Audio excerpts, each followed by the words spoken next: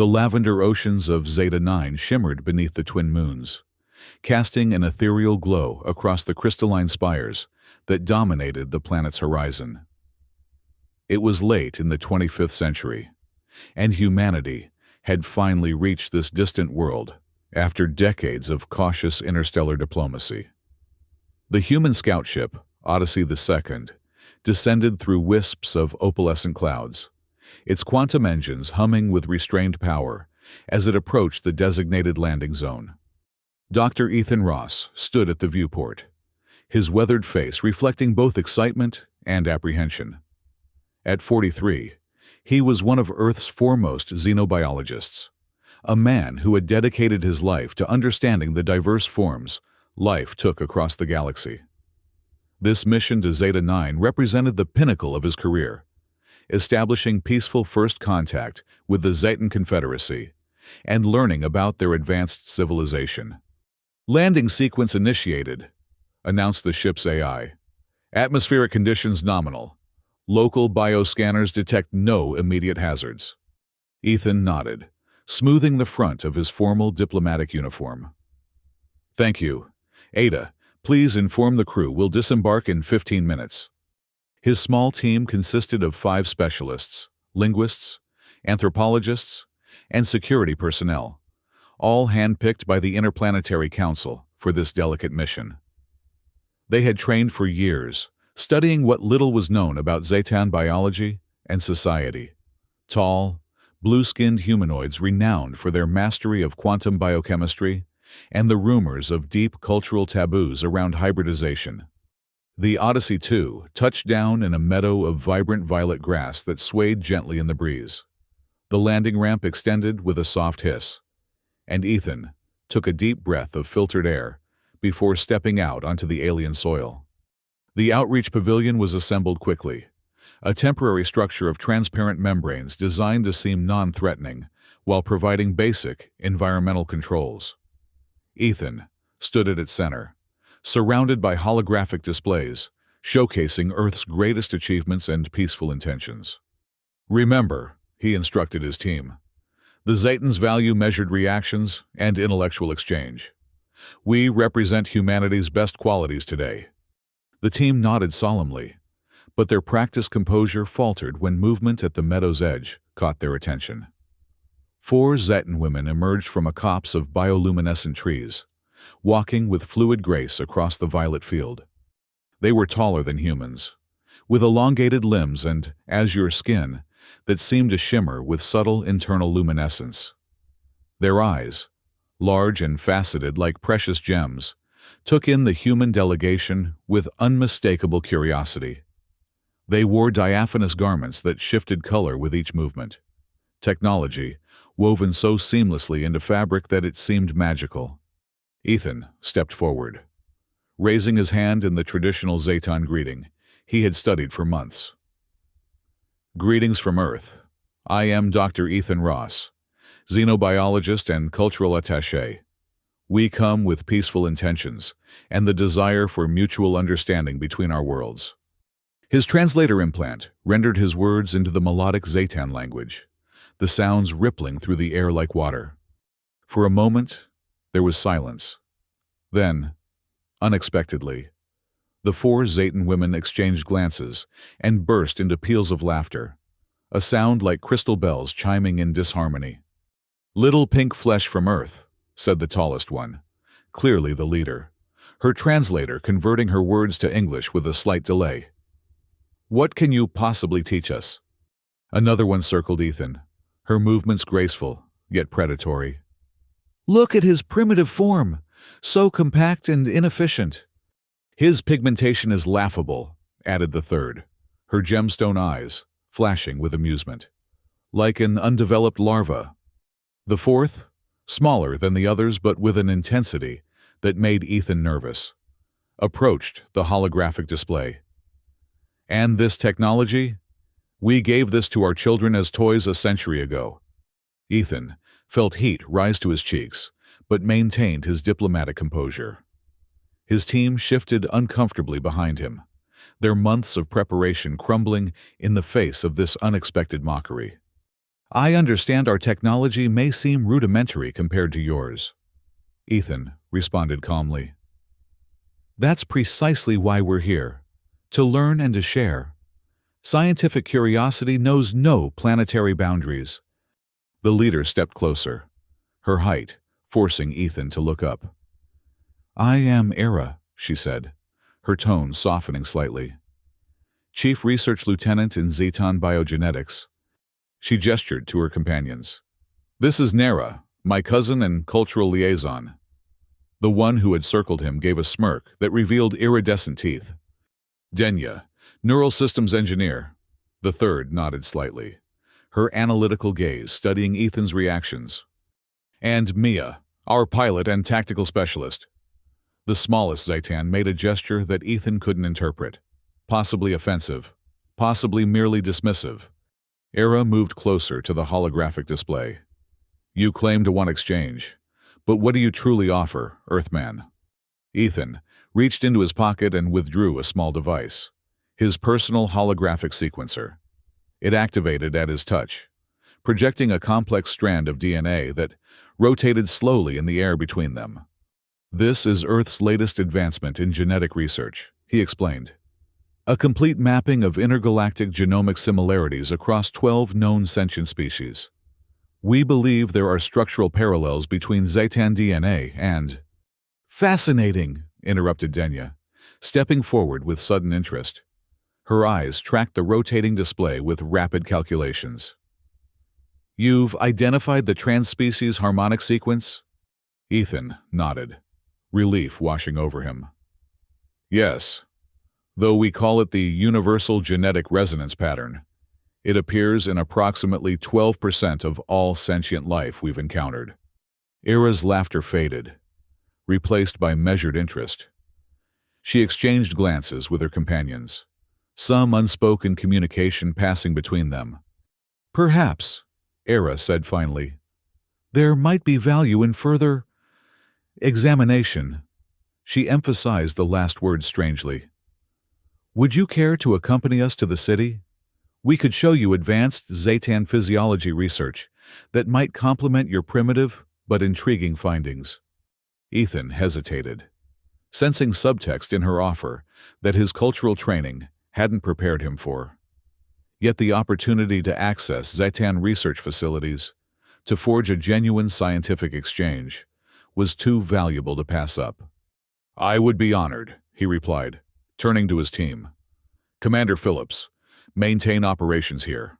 I'll establish communication protocols once I reach the city. Phillips frowned. Sir, protocol recommends maintaining team integrity during first... This is a diplomatic opportunity we can't afford to miss. Ethan interrupted quietly. The mission brief allows for adaptive strategies when appropriate. He turned back to the Zaitans, straightening his shoulders. I'm ready when you are. Era's smile revealed just a hint of predatory anticipation. Excellent. Follow us, Earthman. Your education begins now. The journey to the crystalline city, which the Zaitans called Shardspire, began with an uncomfortable silence, punctuated by occasional whispers among the four women. They walked along a path that seemed to illuminate with each step, responsive bioluminescence reacting to their presence. Your translator is adequate but imprecise, Denya noted as they walked. It misses approximately 18% of our linguistic nuance. That's actually quite good, Ethan replied. Most first-contact translations achieve only 65% accuracy. Nera laughed, the sound lighter than before. He defends his inadequate technology. How charming. Tell me, Earthman, Era said, falling into step beside him. Why did humans evolve to consume substances that are toxic to your system? Your species ingests ethanol, caffeine, capsaicin, all defense chemicals from other organisms. Is self-poisoning considered recreation on Earth? The question felt like a trap, but Ethan recognized it as a genuine scientific inquiry beneath the mocking tone. Hormesis, he answered. Small doses of certain toxins stimulate beneficial responses in our bodies. Plus, humans have always been adaptation specialists. We incorporate challenges into pleasures." He paused, before adding, "Much like how Zetans incorporate quantum uncertainty into your architectural aesthetics." Era's eyebrows rose slightly, the first sign of genuine respect. As they crested a hill, Shardspire spread before them in breathtaking splendor. Massive crystalline towers rose thousands of feet into the sky, their surfaces refracting sunlight into cascades of color. Levitating pedestrian bridges connected the structures, crowded with blue-skinned Zetans going about their daily lives. Bioluminescent flora grew integrated into the living architecture, pulsing with energy that seemed to flow through the entire city like a heartbeat. Ethan struggled to maintain his composure. No holographic rendering could have prepared him for the reality of Zetan achievement. He felt simultaneously humbled and inspired. "Your world is extraordinary," he whispered. "Earth must be quite the cesspit of disease and disorder by comparison," Mia remarked, but her tone held less mockery than before. They descended into the city, drawing curious stares from passing Zetans. Children played on floating platforms, manipulating energy fields with casual gestures. Ethan noticed that despite their advanced technology, the Zetans maintained physical contact with one another, touching hands, shoulders, faces with a frequency that suggested it held cultural significance. Era led them to a towering structure that pulsed with a deeper blue than the others.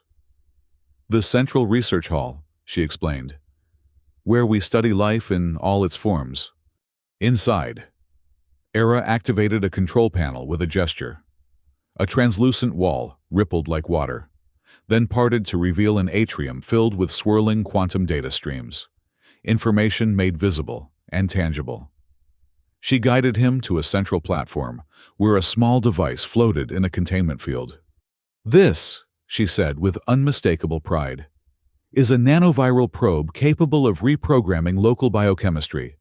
It can transform toxic environments into habitable ecosystems within days. Not the centuries your terraforming requires." Ethan studied it with genuine admiration. "The application potential is revolutionary.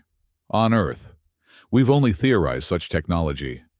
Era's expression softened slightly. "Show me again your genetic research." Ethan activated his holocube, expanding the display to fill the space between them. The DNA strands rotated, showing comparison points across species.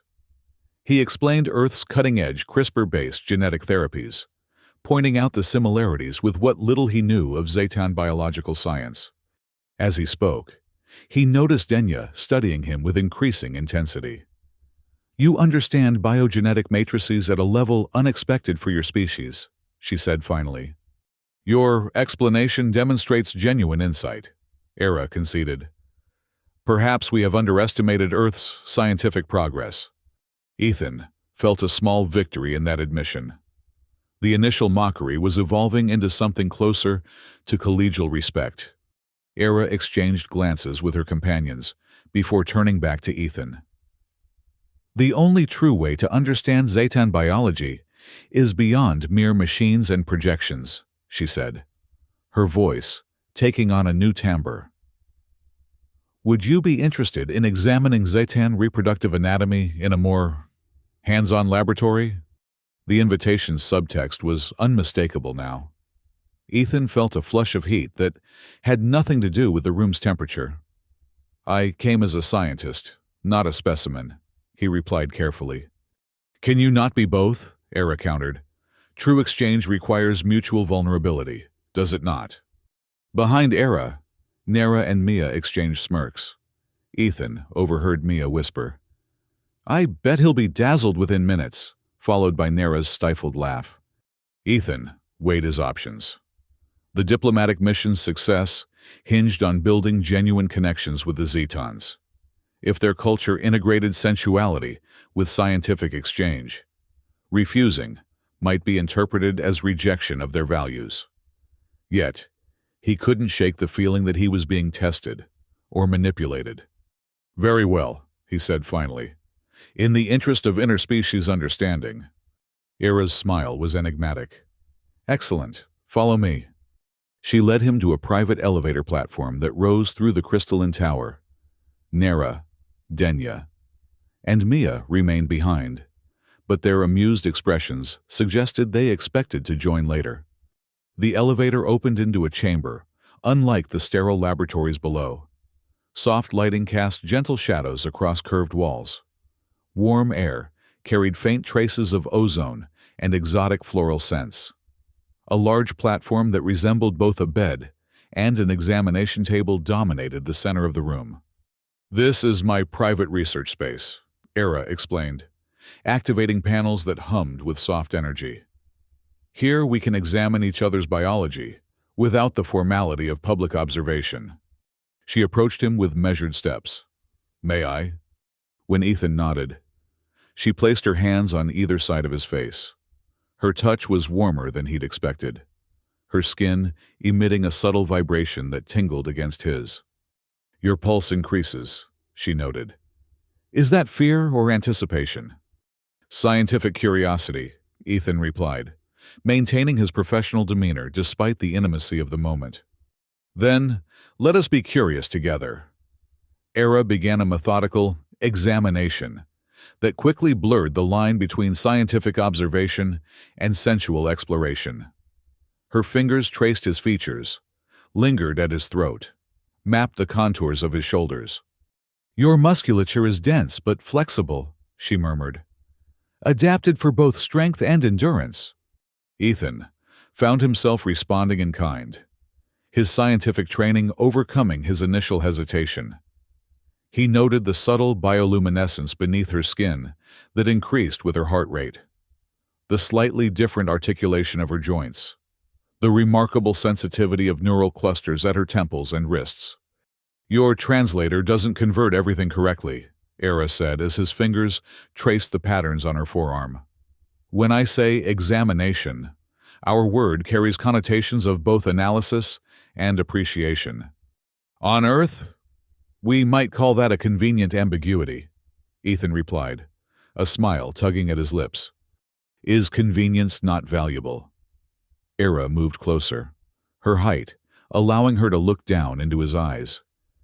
Efficiency in communication, in understanding, in connection. Her lips, cooler than a human's but remarkably soft, brushed against his in what began as an experiment, but quickly evolved into something more primal. Ethan's professional resolve cracked, and he found himself responding with unexpected intensity. Later, as they lay entangled on the platform, Ethan stared at the iridescent ceiling and tried to reconcile his diplomatic obligations with what had just transpired. Era's head rested on his chest, her fingers tracing abstract patterns across his skin. "Your genetic compatibility is surprising," she murmured. "The resonance patterns you identified may have more significant implications than either of our species realized." Ethan nodded, still processing the experience. "I should report back to my team. They'll be concerned." Era propped herself up on one elbow, her luminous eyes studying him. "Of course. But perhaps you'd be interested in continuing our scientific exchange over the coming days? My colleagues are equally curious about Earth physiology." The implication was clear. Ethan's rational mind warned him about the complications this could create for the mission. But another part of him, the part that had joined this expedition seeking genuine connection with another world, was already deciding to accept. "In the interest of thorough research," he said with a small smile, "that would seem only logical." Over the following 2 weeks, Ethan's scientific exchange with the 4 Zetan women evolved into a complex blend of professional collaboration and passionate liaison. Each encounter began with genuine scientific inquiry, Nera documenting differences in muscle fiber structure, Denya mapping neural impulses, Mia logging hormonal fluctuations, but inevitably transformed into intimate exploration. Nera's approach was playful, full of laughter and tests of physical dexterity. "Your species compensates for its limitations with remarkable adaptability," she told him, as they lay breathless after one particularly athletic encounter. Denya was methodical, treating their intimacy as an experiment with variables to be controlled and outcomes to be measured. The synchronization of our pleasure responses defies probability, she noted, recording data even as her skin flushed with satisfied luminescence.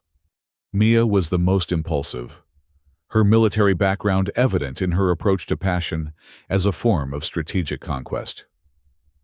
Earth tactics have unexpected merits, she conceded, after one intense night. But it was Era who captivated Ethan most completely. Her blend of scientific brilliance and emotional depth, creating a connection that transcended physical attraction.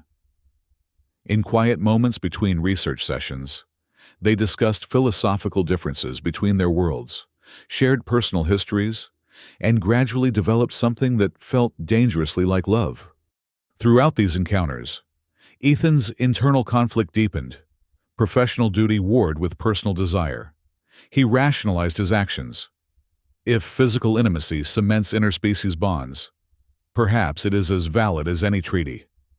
But couldn't escape the nagging fear that he had crossed an invisible line. His reports back to the Odyssey II grew increasingly vague. Making significant progress in cultural integration, he would say, avoiding Commander Phillips' probing questions. At night, he dreamed of Earth colleagues judging him for abandoning protocol, then woke to find himself in alien arms that felt increasingly like home. On the morning marking 5 Zaitan moons since his arrival, Era summoned Ethan to her private laboratory. Her expression was uncharacteristically solemn as she activated a biomedical scanner. "There's something you need to see," she said, directing the scanner toward her abdomen. The holographic display revealed a faint glimmer inside her body, a cluster of cells, unlike any Zaitan formation Ethan had seen before. "I believe," Era said hesitantly, "that I am pregnant with a human Zetan hybrid." Ethan stared at the display in disbelief. That's impossible. Our species are separated by millions of years of evolution on different planets. Compatibility at that level would defy everything we know about xenobiology. And yet, the evidence is before us, Era replied, her hand resting protectively over her abdomen. The universal genetic resonance pattern you identified may have facilitated a compatibility our scientists never thought possible. Before Ethan could process this revelation, the laboratory door opened. Nera, Denya, and Mia entered, each with the same solemn expression. "We've confirmed identical symptoms," Denya announced, activating her own scanner to reveal similar cellular formations in her body. Accelerated cellular regeneration, new genetic markers, quantum entanglement at the molecular level. "All 4 of you?" Ethan whispered, the implications crashing over him like a tidal wave. Nera nodded, her usual playfulness subdued. "It appears that human males are considerably more fertile with Zaitan females than anyone could have anticipated." Fear gripped Ethan as the full ramifications became clear. No human male in recorded history had impregnated a Zaitan female. Compatibility had been deemed improbable to the point of impossibility. These pregnancies would shatter scientific paradigms and cultural taboos simultaneously.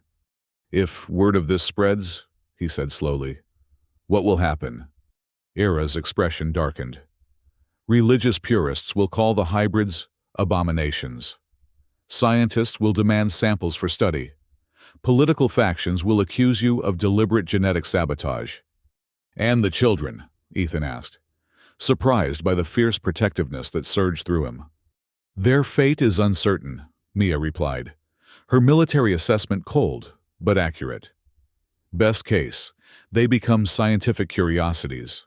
Worst case, they're eliminated as threats to genetic purity." Ethan looked at each woman in turn, seeing beyond their alien features to the mothers of his children. His mission, his career, potentially even interplanetary peace, all hung in the balance. Yet in that moment, None of it mattered compared to the 4 new lives growing within these women. "We need to protect them," he said firmly. "All of them, whatever it takes." The 4 Zaytan women exchanged glances, some unspoken agreement passing between them. Era stepped forward and took Ethan's hand, placing it gently against her abdomen. "Then we face what comes together," she said. "As a family." The summons from the Zaytan High Council arrived 3 days later, a formal notification delivered by stern-faced officials who eyed Ethan with barely disguised contempt. The pregnancies had been discovered during routine medical scans required of all government research personnel. The Grand Prism Hall, seat of Zaytan governance, rose like a massive crystal mountain from the center of Shardspire. Its interior was a cathedral of refracted light, with thousands of precision-cut facets, creating rainbows that danced across the circular chamber. Ethan stood beside the 4 visibly pregnant women before the semicircular dais, where 13 council members sat in tiered rows. The chamber was packed with spectators, some curious, others openly hostile. The chief oracle, an elderly Zaytan with skin so pale it was nearly white, rose from the center seat. Her eyes, milky with age but still sharp with intelligence, fixed on Ethan. "Human," she began, her voice amplified throughout the chamber. "You stand accused of violating the sacred prophecy that states, 'No mortal flesh may seed the purity of Zeta 9. How do you answer?" Before Ethan could respond, a faction of robed Zaytans near the front rose to their feet. "The Purifiers demand immediate action," shouted their leader. "Exile or execution for the offender. Purification for the corrupted females." Murmurs rippled through the crowd. Another voice, calmer, but equally firm, countered from the opposite side of the chamber. "The Science Coalition recognizes the evolutionary significance of these hybrid gestations. Chief Scientist Vorel requests protected status for the subjects." The chamber erupted into chaos, shouts, accusations, and heated debate filling the once solemn hall. The chief oracle struck a crystalline rod against the floor, its resonant tone immediately silencing the crowd. "Dr. Ethan Ross," she said, using his full title for the first time. "Speak your defense." Ethan stepped forward, acutely aware that his words might determine not only his fate, but that of 4 unborn children. "Honorable Council," he began, "we never sought this outcome. I came to Zeta 9 as a scientist and diplomat, hoping to build bridges between our worlds. What happened between myself and these 4 women began as cultural and scientific exchange and evolved into something none of us anticipated." He gestured to his Earth holocube, which projected the genetic sequences he had shown Era on that first day. "This universal genetic resonance pattern exists in both our species, a harmony written into our very cellular structure. These children exist not because of violation or contamination, but because at our most fundamental level, we are more similar than different." He turned to face the chamber. "These children are living bridges between our worlds. They embody a future where division gives way to unity, where difference becomes strength. I ask not for forgiveness, but for vision, to see beyond ancient taboos to the possibility these births represent." Era stepped forward, cradling her rounded belly. "I am Era of House Terrace, Chief Research Lieutenant, 14th generation servant of the Confederacy. I carry this child of my own free will and with full understanding of its significance. I claim the right of maternal sovereignty recognized in the Third Charter." Nera, Denya, and Mia stepped forward in turn, each invoking similar rights under Zaytan law. Their united front visibly impressed even some of the more conservative council members. After hours of deliberation, the chief oracle announced the council's decision. Protective custody shall be established for the human male and the 4 gestational carriers. The hybrid pregnancies will be monitored until viability is determined. Final judgment on their status is deferred until birth. What the council called protective custody proved to be a gilded prison. The five were escorted to a high-walled containment complex on the outskirts of Shardspire, luxurious in its appointments, but inescapable, with surveillance drones constantly hovering overhead. Weeks passed in this comfortable captivity. Ethan endured daily interrogations, medical scans, DNA extractions, psychological evaluations, all under the guise of scientific necessity. The four women received prenatal care of extraordinary sophistication, but always with an undercurrent of clinical detachment that treated their pregnancies as specimens rather than children. Meanwhile, outside their walls, societal tensions escalated. Reports filtered in. Purifier sympathizers were mobilizing militia groups, planning to purge the abominations. Pro-science factions lobbied for expanded research access to the hybrid fetuses. Public opinion splintered along religious and scientific lines, with the hybrid pregnancies becoming the most divisive issue in recent Zetan history. Inside their confinement, the five drew closer.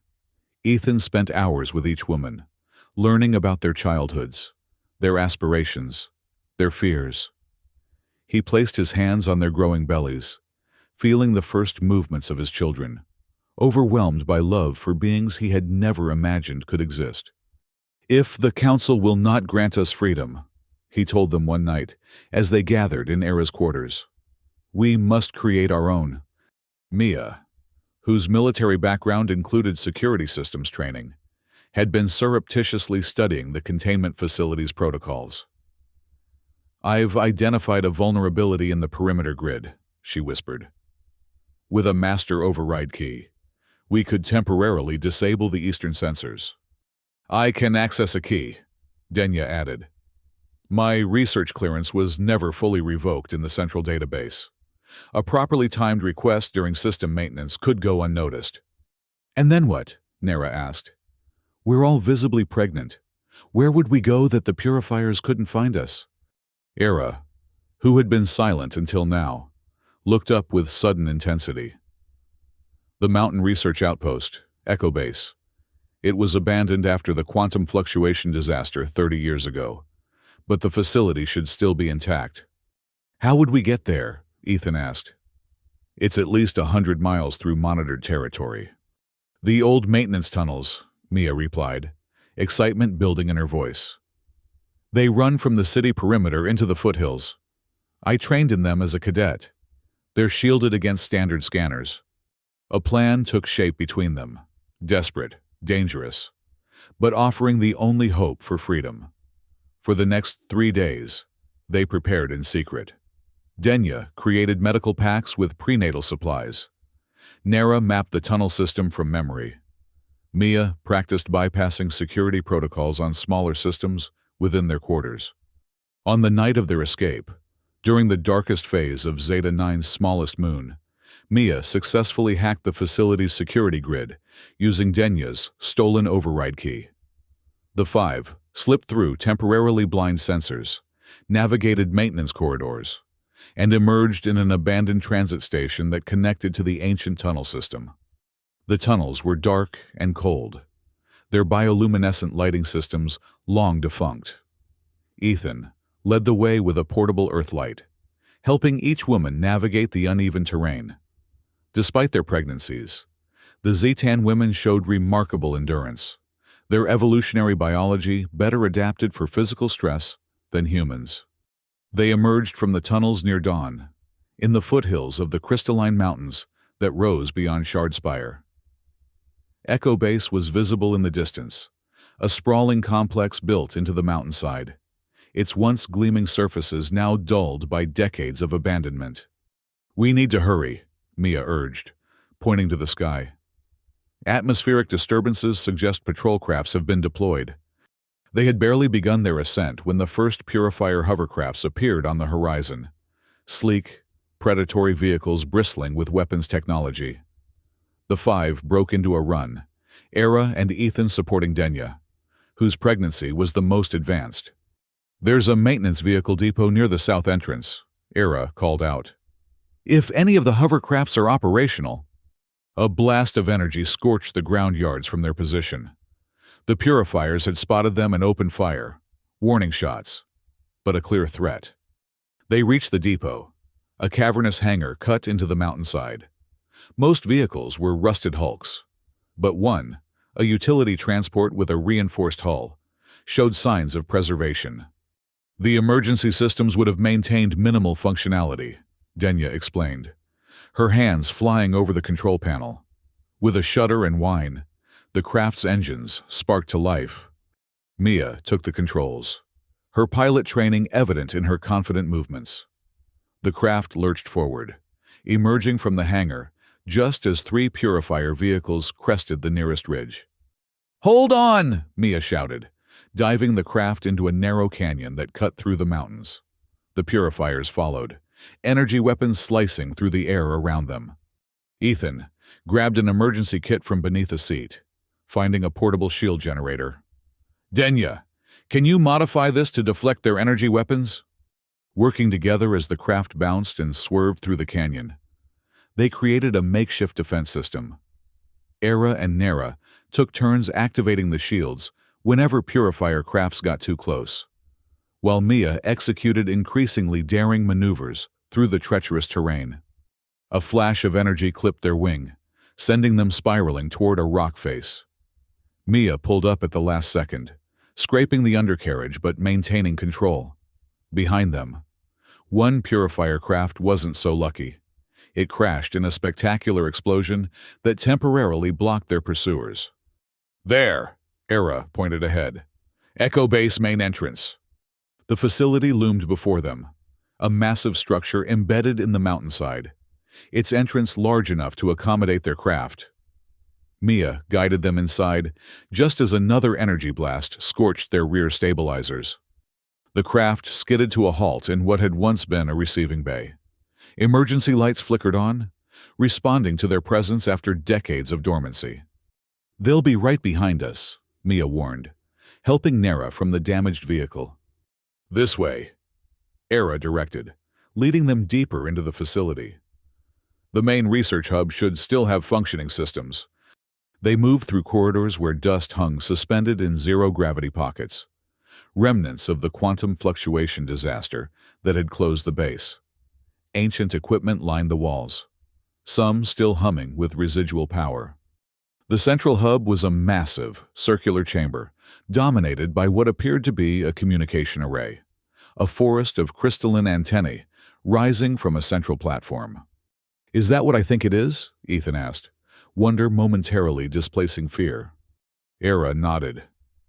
"An interplanetary transmitter, the most powerful ever built on Zeta 9.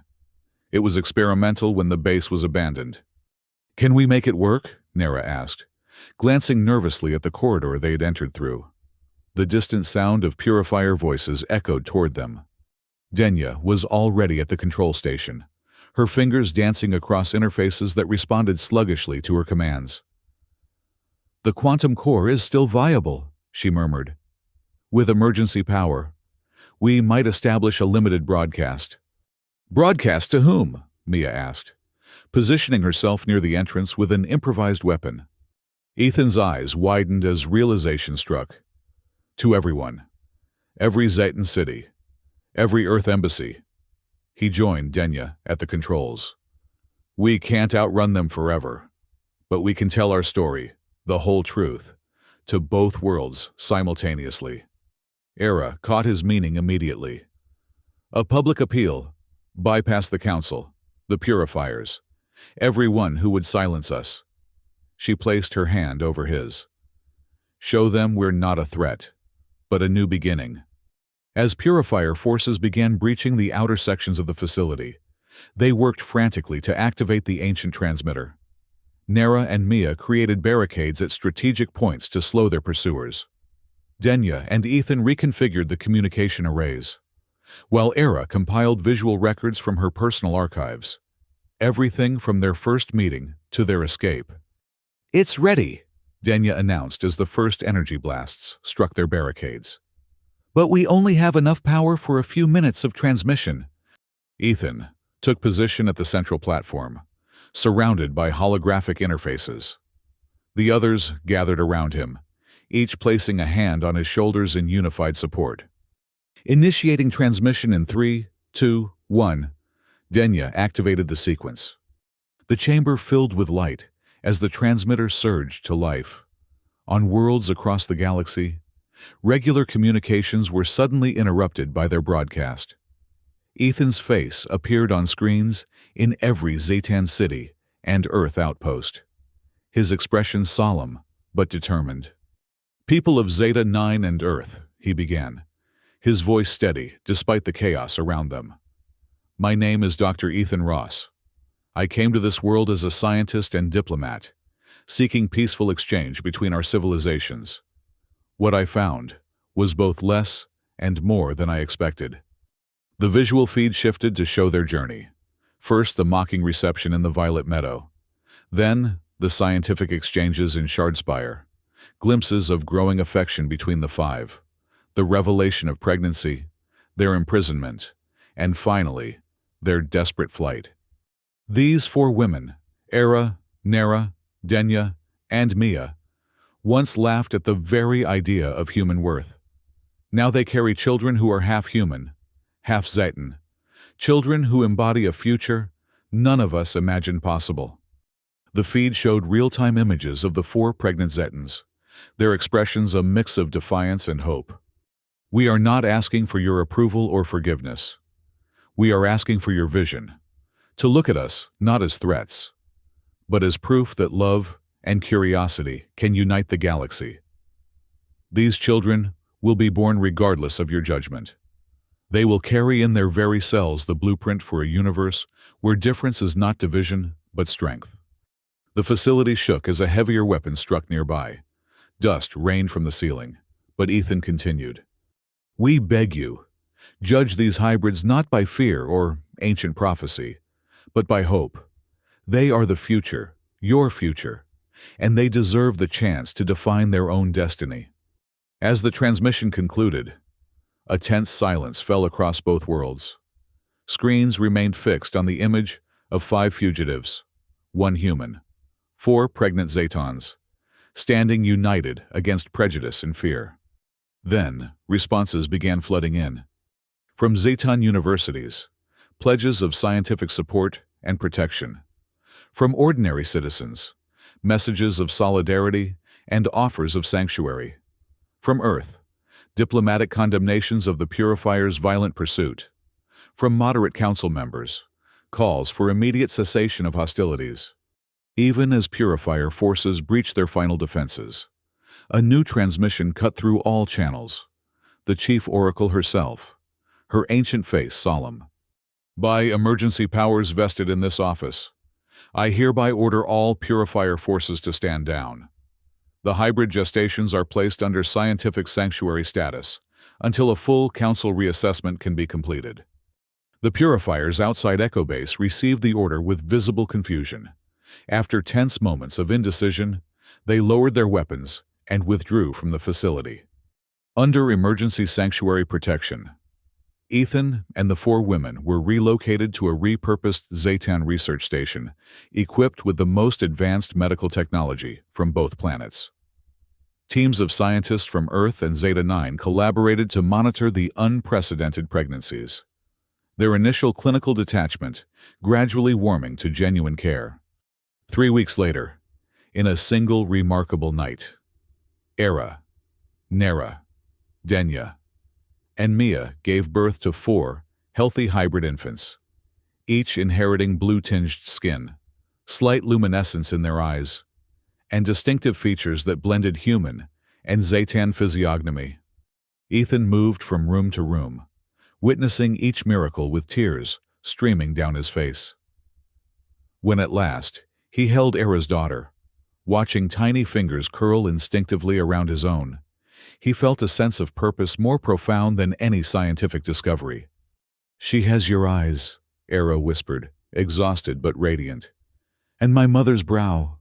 "She's perfect," Ethan replied, marveling at the impossible life they had created together. The High Council issued an unprecedented decree. These hybrid children shall be recognized as sovereign beings and raised as symbols of unity between our worlds.